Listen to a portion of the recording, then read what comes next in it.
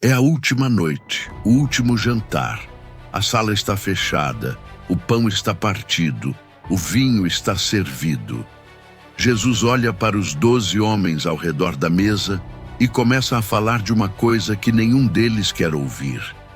Ele vai embora. Os discípulos ficam em silêncio. Pedro vai falar, claro. Pedro sempre fala. Tomé vai fazer uma pergunta prática. E Judas já saiu, com a bolsa embaixo do braço e um pensamento que guarda só para si. Mas é o 12º apóstolo que vai mudar tudo naquela noite. Ele não é o mais famoso, não é o mais valente. A história não gravou nenhum milagre que ele tenha feito antes dali. E mesmo assim, no meio daquele discurso de despedida, no momento em que Jesus falava de moradas eternas, de caminhos e de verdade, foi esse homem que abriu a boca e fez a pergunta que nenhum outro ousou fazer. Senhor, mostra-nos o Pai, isso nos basta. Com aquela frase, Filipe de Betsaída precipitou uma das declarações mais profundas de toda a Escritura Sagrada. A resposta de Jesus durou vários versículos e revelou, de uma vez por todas, o que os teólogos debatem até hoje: a natureza do próprio Deus. Mas o que você talvez não saiba é o que aconteceu depois de Pentecostes, depois que o fogo desceu, depois que um homem simples de uma cidade de pescadores partiu para o mundo carregando uma mensagem que a maioria das pessoas não queria ouvir. Filipe cruzou a Grécia, desceu pela Síria, atravessou as estepes geladas da Sítia e chegou velho, mas não cansado, a uma cidade na Frígia chamada Hierápolis, onde o povo adorava uma serpente como se fosse um deus. E foi lá, cercado por aquela multidão que o queria morto, que Filipe encontrou o fim que ele mesmo havia escolhido. Porque quando lhe ofereceram a morte, ele fez um pedido. Mas isso você vai entender mais adiante. Crucificado de cabeça para baixo, aos 87 anos de idade. Esta é a história de São Filipe, apóstolo.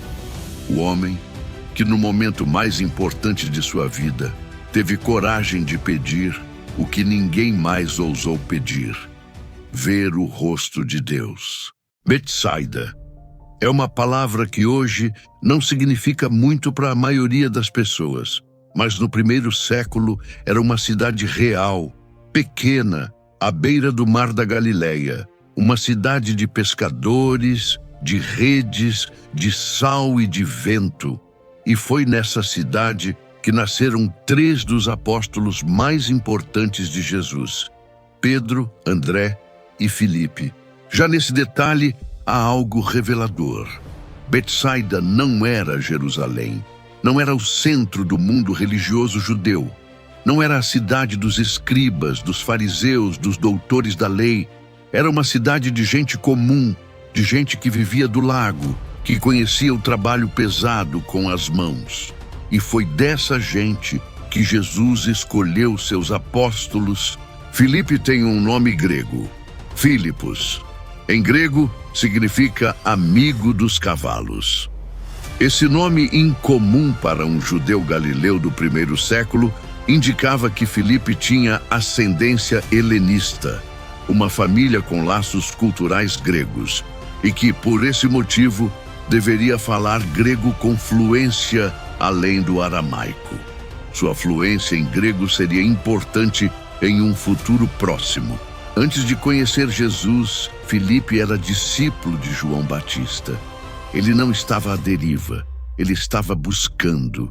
Ele era um homem que já tinha feito a escolha de deixar a vida comum de lado para seguir um profeta no deserto, de se deixar batizar nas águas do Jordão, de aguardar, com uma mistura de esperança e impaciência, a chegada do Messias que João anunciava todos os dias.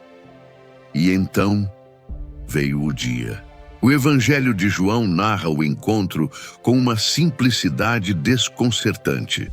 No dia seguinte, Jesus decidiu partir para a Galileia. Encontrando Filipe, disse-lhe: "Segue-me." 2 palavras: segue-me.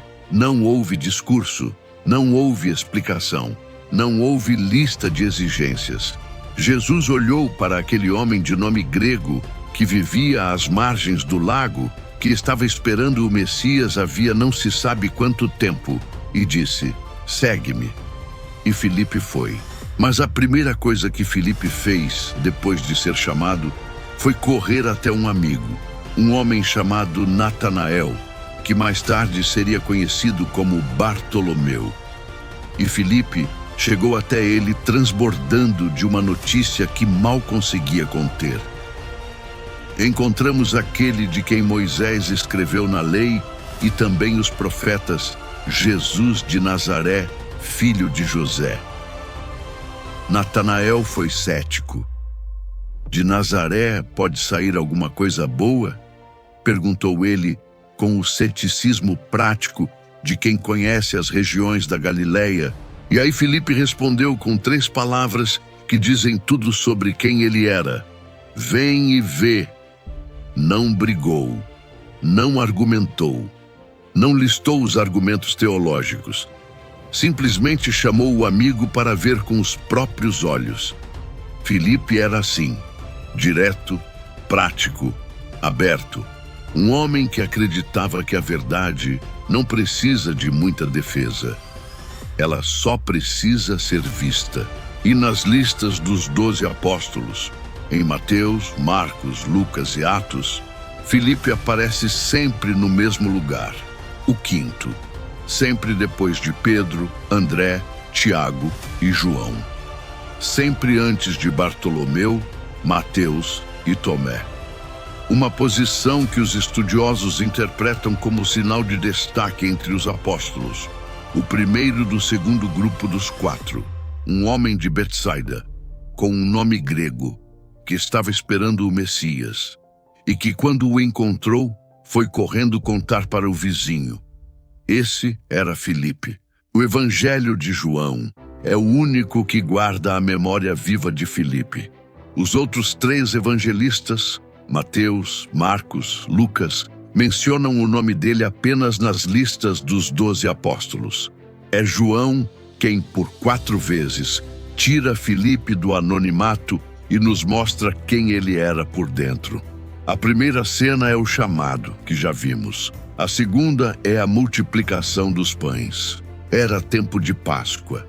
Uma multidão enorme tinha seguido Jesus para o outro lado do mar da Galileia. Eram 5.000 homens, sem contar mulheres e crianças.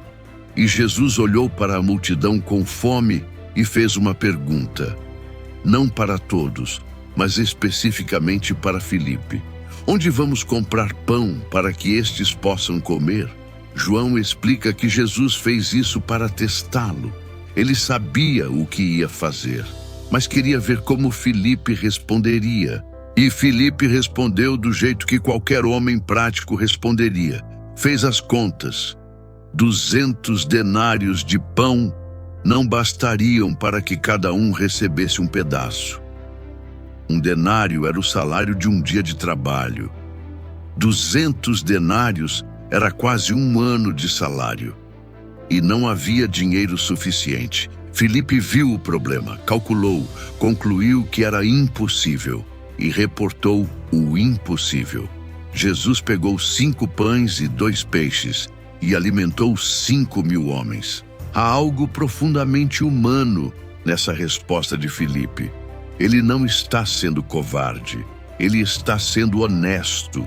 Ele é o homem da realidade, o homem que olha para os fatos como eles são, que faz as contas antes de prometer, que não infla expectativas. E é exatamente esse tipo de pessoa que Jesus escolheu para estar perto de si. Não os que nunca duvidam, mas os que questionam com honestidade. A terceira cena acontece perto da Páscoa, em Jerusalém. Um grupo de gregos, visitantes helenistas, quer encontrar Jesus. E a quem eles se dirigem? A Filipe. ao único apóstolo com nome grego, provavelmente o único que falava a língua deles com fluência. Senhor, queremos ver Jesus. Filipe não responde diretamente, vai falar com André. Os dois juntos levam o pedido a Jesus. João percebeu que aquele pedido simples havia tocado algo e registrou as palavras que Jesus disse a seguir como se fossem um sinal. Havia chegado a hora. Filipe foi, mais uma vez, a ponte, o intermediário, o homem que conectava mundos diferentes, o mundo judeu de Betsaida e o mundo grego do Mediterrâneo. E então veio a quarta e última cena, a mais importante, a última ceia. Jesus estava falando de partir, de moradas eternas, de que ele era o caminho, a verdade e a vida. E então disse: se vocês me conhecem, conhecerão também meu Pai. E daqui em diante o conhecem e o viram. E Filipe, esse homem que perguntava, que calculava, que buscava, abriu a boca e disse: Senhor, mostra-nos o Pai, e isso nos basta. É uma frase de criança, no melhor sentido. É a frase de alguém que ainda não entendeu tudo, mas que ao menos tem a coragem de admitir que não entendeu e de pedir mais. A resposta de Jesus é uma das mais densas do Novo Testamento. Há tanto tempo que estou convosco, Filipe, e ainda não me conheces? Quem me vê, vê o Pai. Como podes dizer, mostra-nos o Pai? Não crês que eu estou no Pai e o Pai está em mim? Com aquela pergunta inocente de Filipe, Jesus revelou o coração do que a igreja viria a proclamar para sempre. O Pai e o Filho são um. Uma pergunta que parecia ingênua gerou uma das respostas mais profundas da história do pensamento religioso. Filipe perguntou sem imaginar o que aquela pergunta ia revelar. Mas foi exatamente por isso, por sua honestidade desarmada, por sua busca sem fingimento, que Jesus respondeu tão completamente. Essa é a contribuição de Filipe aos evangelhos. Não grandes discursos, não milagres espetaculares, não atos heróicos, mas a busca constante pela verdade, a coragem de não fingir que já chegou lá, e a humildade de perguntar, mesmo na frente de todos, o que ainda não entende. Pentecostes mudou tudo. Aquele grupo de homens assustados, trancados numa sala em Jerusalém, recebeu o fogo do Espírito Santo e saiu. Saiu para as ruas, saiu para as cidades, saiu para o mundo. Filipe saiu também. A tradição da igreja, preservada em documentos do segundo e terceiro século, conta que Filipe pregou o evangelho em várias regiões. Primeiro pela Grécia, depois pela Síria, depois pela Sítia, um vasto território nas estepes ao norte do Mar Negro, onde viviam povos que nunca tinham ouvido o nome de Cristo. Imagine isso por um momento. Um homem de meia idade, nascido num vilarejo de pescadores do Mediterrâneo, atravessando a pé e a cavalo as estepes geladas da Eurásia Central, com sua esposa e suas filhas ao lado, para contar a pessoas que ele nunca conheceu que havia um Deus que se tornou homem, que morreu e ressuscitou, e que isso mudava tudo. Não havia estradas pavimentadas naquelas regiões. Havia frio, havia hostilidade, havia o risco constante de ser preso, espancado ou morto. Filipe foi mesmo assim, com a família. Mas foi em Hierápolis que a história chegou ao seu clímax mais dramático. Hierápolis era uma cidade importante da Frígia, o que hoje é o sudoeste da Turquia. Era famosa por suas fontes termais e por um culto pagão centrado numa serpente sagrada. O povo local venerava esse ídolo com sacrifícios e rituais, e os sacerdotes dessa serpente tinham um enorme poder sobre a cidade. Filipe chegou a Hierápolis e começou a pregar. E as conversões vieram, muitas, segundo os relatos antigos, o que deixou os sacerdotes pagãos furiosos. O momento decisivo chegou, quando as autoridades locais forçaram Filipe a comparecer diante do templo e a oferecer sacrifícios ao ídolo. Filipe se recusou, e algo que ninguém esperava aconteceu. A serpente do templo matou 3 pessoas, e Filipe, invocando o nome de Cristo, as ressuscitou e destruiu o ídolo.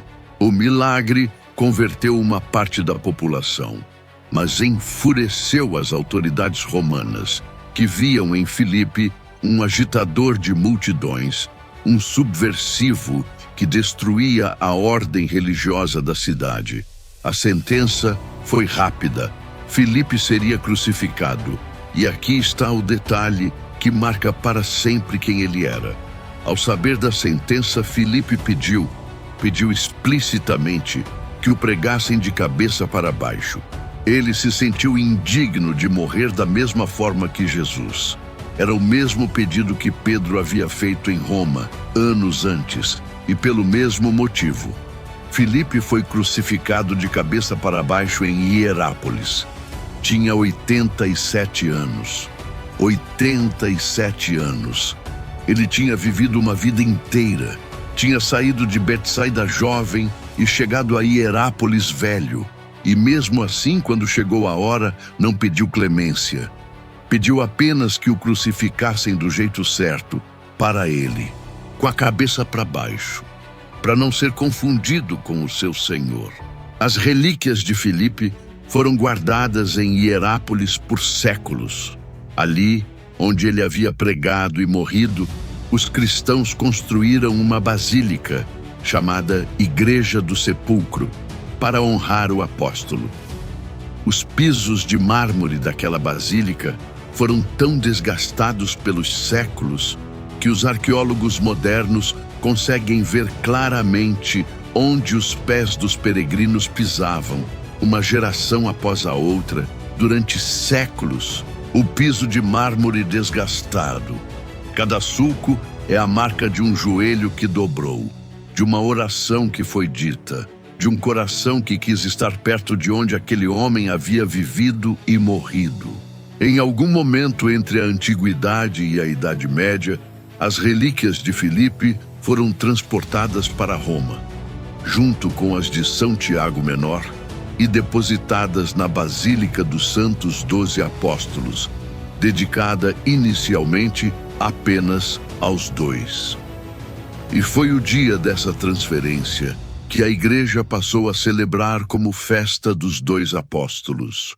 Por isso, até hoje, todo 3 de maio, a Igreja celebra São Filipe e São Tiago. Mas 2000 anos depois, a história de Filipe ganhou um capítulo que ninguém esperava. Em 2011, o arqueólogo italiano Francesco D'Andria anunciou ao mundo uma descoberta extraordinária. Durante escavações em Hierápolis, ele havia encontrado o que acredita ser o túmulo original de Filipe. O túmulo estava no coração daquela basílica do século IV. Sem relíquias, elas haviam sido removidas séculos antes, mas com inscrições em grego antigo gravadas nas paredes, venerando explicitamente Filipe, o apóstolo. 2000 anos de guerras, impérios, terremotos e esquecimento. E o nome de Filipe ainda estava lá, gravado em pedra, em grego, no lugar onde ele havia morrido. A devoção a São Filipe atravessou os séculos e chegou até nós nas imagens que a Igreja produziu ao longo do tempo. Nas pinturas e esculturas católicas, ele aparece quase sempre com uma cruz em forma de X, o modo como foi crucificado. Às vezes, com o Evangelho nas mãos, às vezes com pães, lembrança silenciosa daquele dia à beira do mar, quando ele fez as contas e Jesus ignorou as contas. Mas o que permanece, acima de tudo, é aquela pergunta da última ceia: Senhor, mostra-nos o Pai. Os teólogos cristãos debateram durante séculos a natureza de Deus.